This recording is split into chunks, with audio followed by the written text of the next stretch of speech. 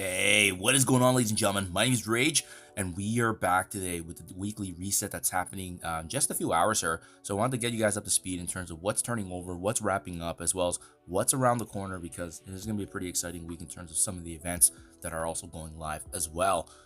So yeah, let's get it started, guys. So first and foremost, let's just check with the current milestones what is ending. Remember, they do still have this cataclysmic completion event. This was the global for the temporal cataclysm pocket dimensions that they had, but they did actually revise this, guys. It was interesting.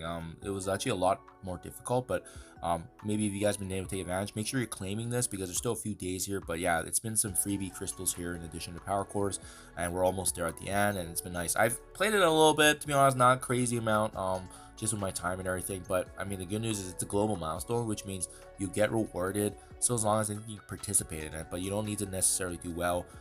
It's everyone grouping together, making their efforts there. In case you haven't maxed out on these crystals for Lalandra, there was a weekend arena event here, and I didn't care too much for it because I already maxed her out, but that's available right there.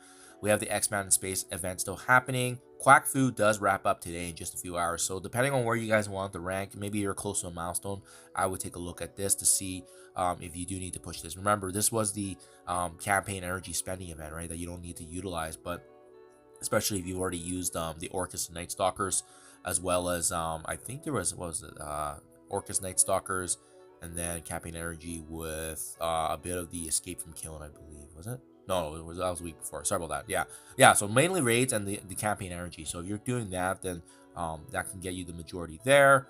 We also have here actually. What's turning around now is going to be in just a few days. So remember, King in Black came back. So this is an opportunity to get more red stars of him if you're unlocked null. And then these are the new ones. We have Mutants versus Zombies, and then the Crimson Storm. That are actually starting in just a few hours. So Mutants versus Zombies, we did break this down already, guys, in yesterday's video. Super easy event. It's going to give us another opportunity here to actually horde campaign and isolate, because this one's actually tied back to just war. And even if you did all the war battles, in case you guys missed my video from yesterday, well, that's enough to actually get you to the monthly weekly item, which is the, let's go down here, the Storm's Tiara at 108,000 points. Super easy, 108,000 points. Even if you did all the war battles, you can see here, you get 120,000. So that actually can get you there already. This event's also tied back to Sword Satellite that also starts today, as you can see, right? Earning these X-Coin Payday Orb Fragments from Sword Satellite, and that is actually starting in a few hours here as well. So the other event here that you obviously need to be mindful then, obviously, is the Sword Satellite, and you can see it's right here, Battle Lab. I don't think, to be honest, can we preview it? I don't think we can yet, but you can see here, it's gonna be 60 floors now, and my mistake, guys. I thought it was gonna be additional 10 floors, but it does actually look like they're gonna be using the same 50. They've added 10 lower floors, so it means that we should actually be able to get all the way to the finish line here, guys. If we know that there's no new content, it is gonna be interesting though. I wonder if those 10 new lower floors that they've added is gonna be difficult, or is it intended to essentially just give us more rewards? But we'll see. In the meantime, the good news is that we don't even need it to actually get through this event here, especially the new one here for Mutants versus Zombies. So it's really taking advantage of that, right? And obviously, if you guys have been paying attention to this as well, there's going to be a leaderboard for Gear Tier 20 resources tied back to this event as well. So you can see here, it's already up for grabs, the ranking. So yeah, I think that's going to be obviously really big opportunity here if you want to take advantage. Obviously, the better you do in the Sword Satellite, the better you do in terms of this event overall. But remember, there's also power cores involved, so hold off on power cores if you guys are planning to use some, because if you wait after reset, obviously it's going to be pounding towards these points here, and that's going to give you a better opportunity to obviously climb higher and rank higher for the overall leaderboard there.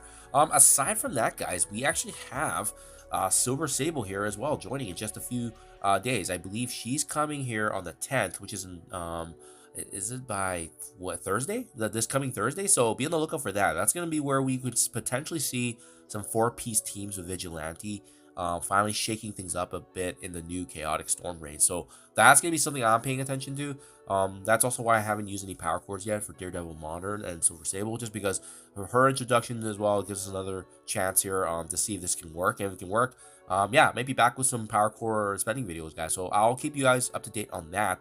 Last but not least, I think in terms of updates, anyways, the new battle pass turning over here. I believe Howard the Duck is going to be joining here. So be on the lookout for that. He's gonna give us some more opportunities there if you're planning to build up the Star Jammers.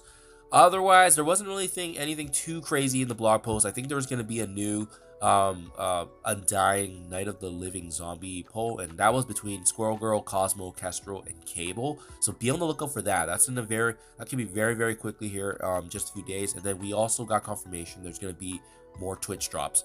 So I believe usually it resets to Monday or Tuesday, but Power Cores, I think there was a couple million gold that I saw in addition to training materials. So that's where I would be on the lookout for in terms of just some freebies that you want to take advantage of.